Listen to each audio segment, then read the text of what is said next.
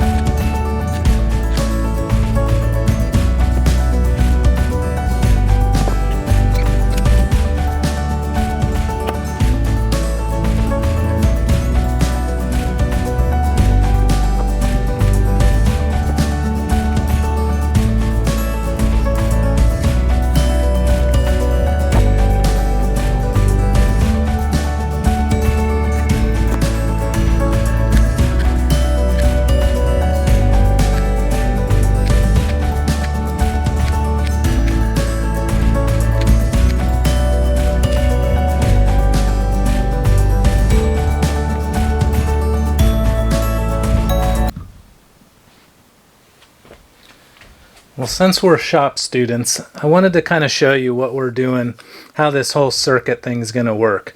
So I did a wiring diagram of this, and anyone who's into electricity should really learn how to read these wiring diagrams.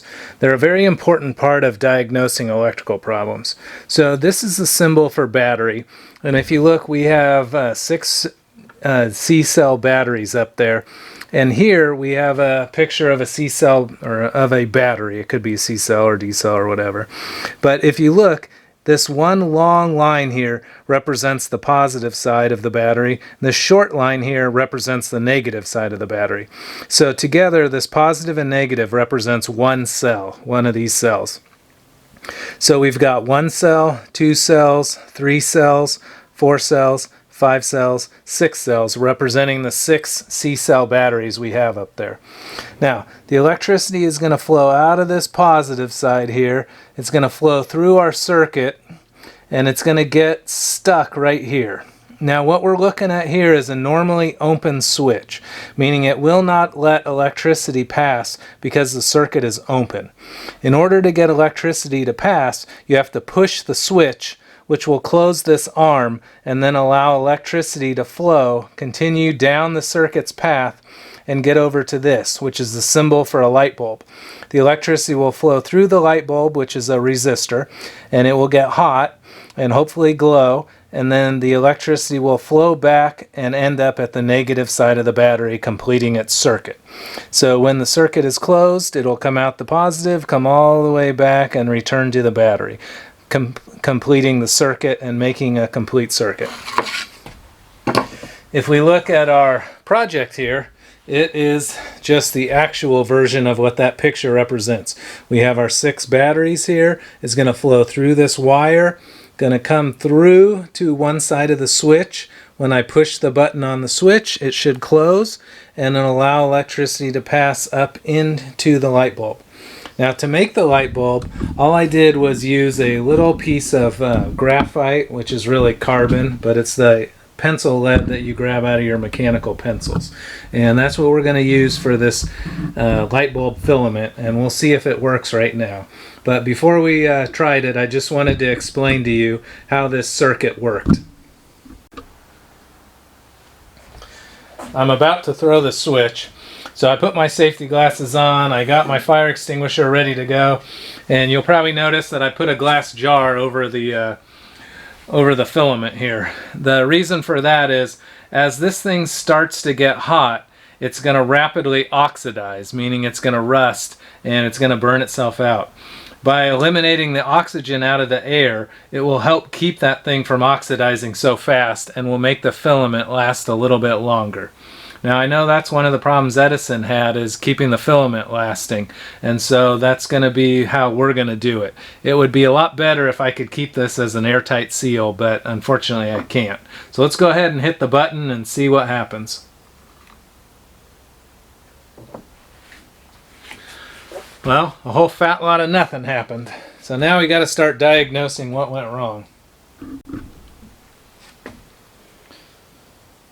So after doing a little testing, I realized that this switch has 14,000 ohms whenever it's depressed. That's a lot of resistance for a switch.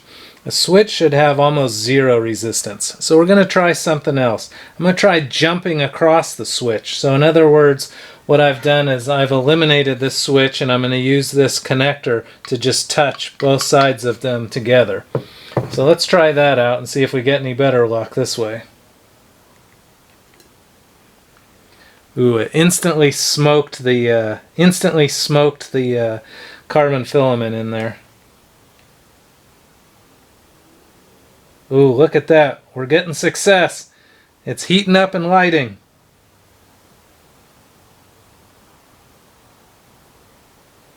We've got success.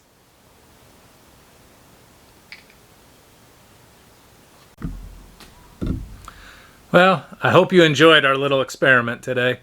As you can see, not everything succeeds on the first try. In fact, I gotta say, over the course of my life, most things have failed my first time, and often my 5th, 6th, 7th time as well.